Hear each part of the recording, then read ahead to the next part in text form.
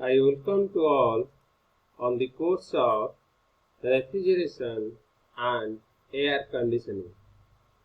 In the last series video, I already covered the reciprocating compressor and the centrifugal compressor.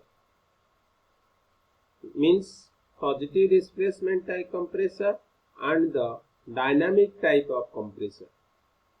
And today I am going to explain the advantage and the disadvantage of centrifugal compressor over the reciprocating compressor. Let's start from the advantage. Just now I am showing you, now you observe this diagram. This diagram, there is no valves, no piston, no cylinder, no connecting rods. Therefore, the working life of this compressor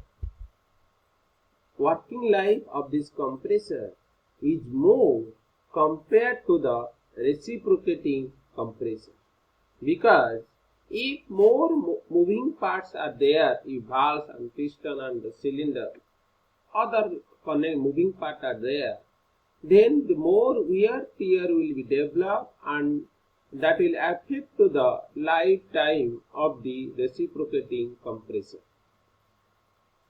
But in the centrifugal compressor, there is no valve, no piston, no cylinder, so that the lifetime of this compressor increases if you are comparing with the reciprocating compressor.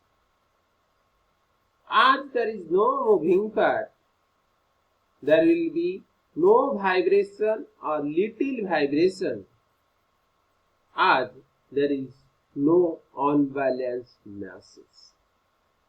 So there is no unbalanced masses. That's why in the centrifugal compressor there is no vibration or the little vibration. And the operation of the centrifugal compressor quiet and the calm, because of there is no moving part, more moving part. Fourth point, fourth advantage. The centrifugal compressor run at high speed, that is 3000 rpm, revolution per minute, 3000 and above. Therefore, these can be directly connected to the electric motor or the steam turbine. As you know, there is two methods to connect it to the prime mover, electrical motor or the steam turbine or the prime mover, and that is supplying the shaft power to the compressor. But you observe in the reciprocating compressor, you are using the belt drive. There is no direct connection. But the centrifugal run at a high speed, that is 3000 above rpm. For that reason, we can directly connect it to the motor or the steam turbine. Steam turbine also you are getting the shaft power, and you can use that shaft power to run the compressor. Then fifth point, because of high speed in the centrifugal compressor, this compressor can handle large volume of vapor refrigerant as compared to the reciprocating compressor. The reciprocating compressor, the speed is low compared to the centrifugal compressor. But reciprocating compressor have high compression ratio than the centrifugal compressor. But the centrifugal compressor have high speed, so that it can handle large volume of vapor refrigerant compared to the reciprocating compressor. Then you come to the sixth point. The sixth advantage, the centrifugal compressor are specially adapted for a system ranging from 50 to 5,000 tons.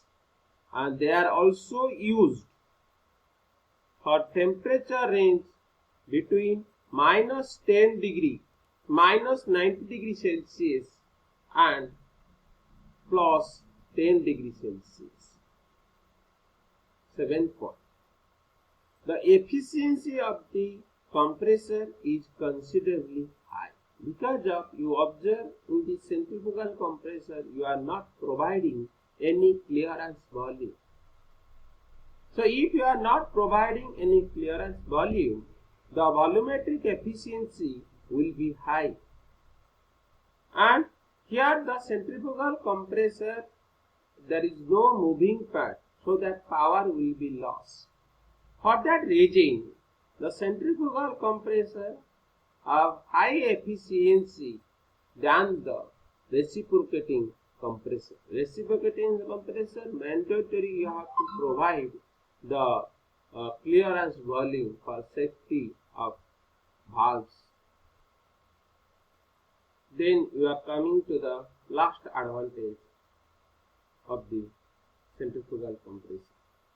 The large size of centrifugal compressor requires less pore area as compared to the reciprocating compressor. So large size of centrifugal compressor will take less area compared to the reciprocating compressor. Let's come to the disadvantage part of centrifugal compressor over the reciprocating compressor. The first disadvantage, the main disadvantage in the centrifugal compressor is the surging. What is surging? The surging is the reversal flow of refrigerant from compressor to the evaporator when the refrigeration load decreases.